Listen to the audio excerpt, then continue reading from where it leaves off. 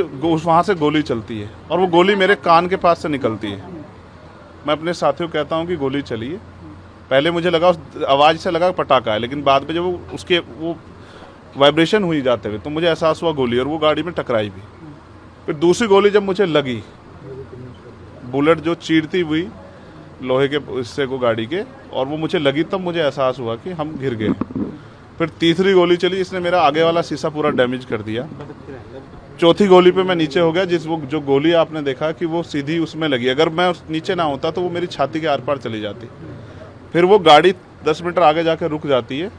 वो दो हवा में फायर करते हैं जैसा मैंने देखा, और फिर उन्होंने फिर हमारी गाड़ी फायर किया।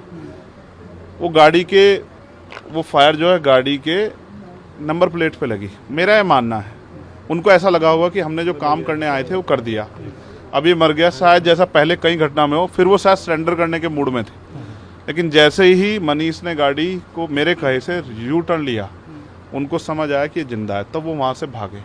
हमने पुलिस को बताया कि ये गाड़ी का नंबर है, फिर उन्होंने उसको इंक्वायरी किया। पुलिस के अच्छे अधिकारी यहाँ हैं, उम्मीद है वो अच्छा काम भी करेंगे। लेकिन ये स्पष्ट हुआ कि अपराधियों में कोई डर भय नहीं है। कितने लोग थे? 3 लोग थे।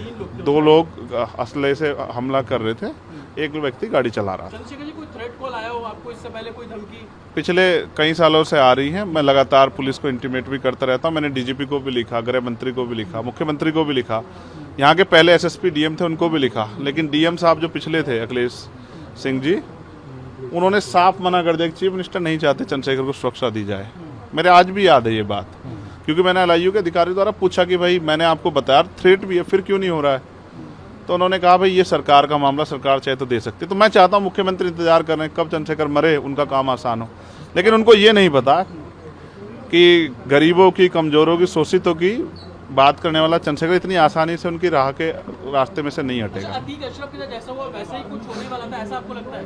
अब आप इसका आकलन खुद करें कि क्या हुआ और क्या हो सकता था। आपके पास लाइसेंस? एक और बात, मुझे ऐसा लगता है कल की घटना के बाद, इतने बड़े उसके बाद भी अगर मैं सुरक्षित हूँ तो हमारे संतों, गुरुओं, महापुरुषों का आशीर्वाद, हमारी करोड़ों बहनों माताओं का आशीर्वाद, बुजुर्गों का मेरे पास है।